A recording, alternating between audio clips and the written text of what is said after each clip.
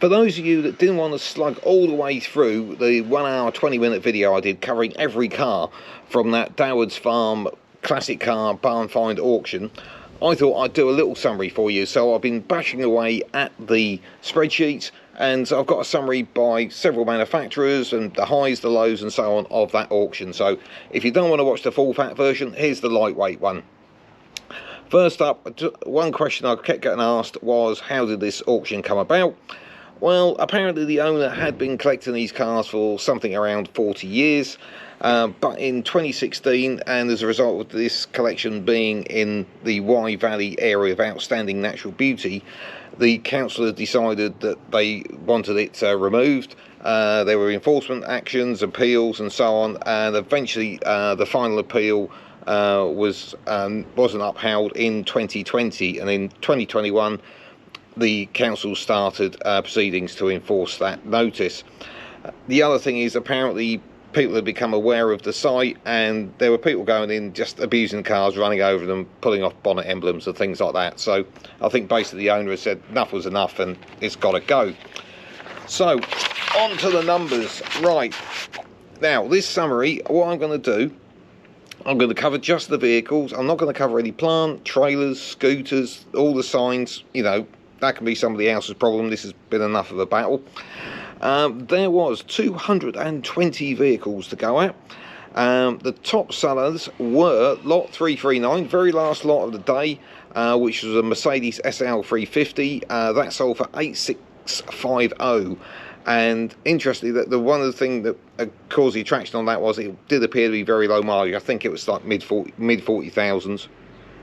Second up was lot 319, another lot that had been a lot of interest in, and that was the VW Golf GTI. That went for £6,800. There was quite a battle on that auction, I remember that.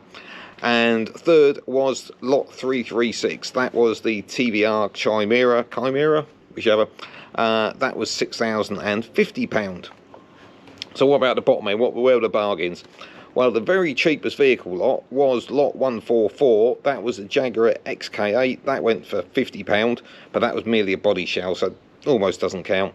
Lot 133 was split screen Morris Minor, which normally you get excited about, but it was very rotten. It was also a Cat B, and that was just £80.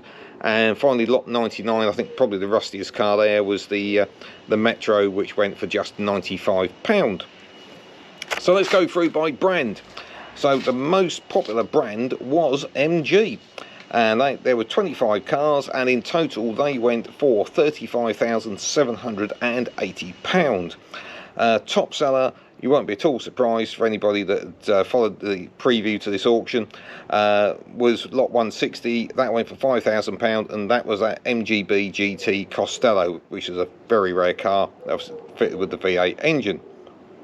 Cheapest lot, lot 290, was £150. That was that really rotten 1974 MGB GT that was sat outside one of the barns.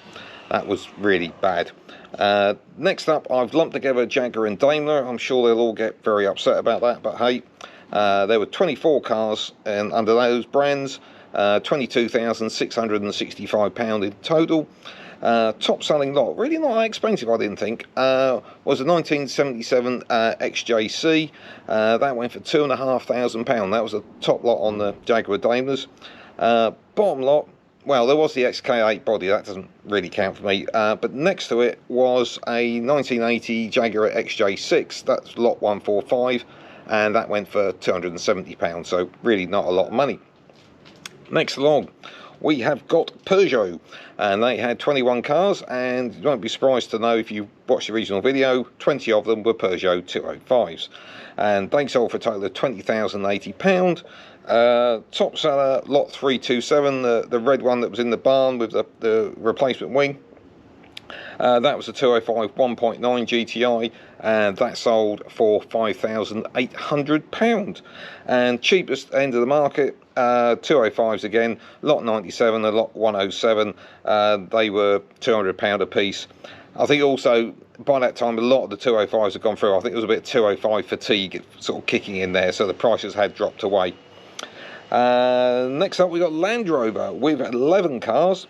Total value £16,950. Interestingly, most of that was probably the lot 73, the £5,000 paid for the Series 1 Land Rover, but had WJO 68 number plate on it. Cheapest end market, there were two at £300. One of them was lot 88, which was the only Freelander there, but there was a V6 to be fair, and the other one was lot 94, which was that really rotten Cat B one that looked like it almost broke it in half, and again that was £300. So other car brands, I've lumped everything together, put you know, Mercedes, Saabs and so on. That remaining bit was 109 vehicles, and that was 139,990, and we've already effectively covered the highs and lows on those. And finally, commercial, there were 20 vehicles, raised a total of 12,670. Lot 4 was the big seller, that was the Isuzu recovery truck. I thought quite funny, we did have a comment from somebody saying, was that the vehicle that caused the problem, that, you know, you buy a recovery truck car transporter and suddenly you can bring all this stuff home? Certainly be a problem for me if I had one. That sold 1,650.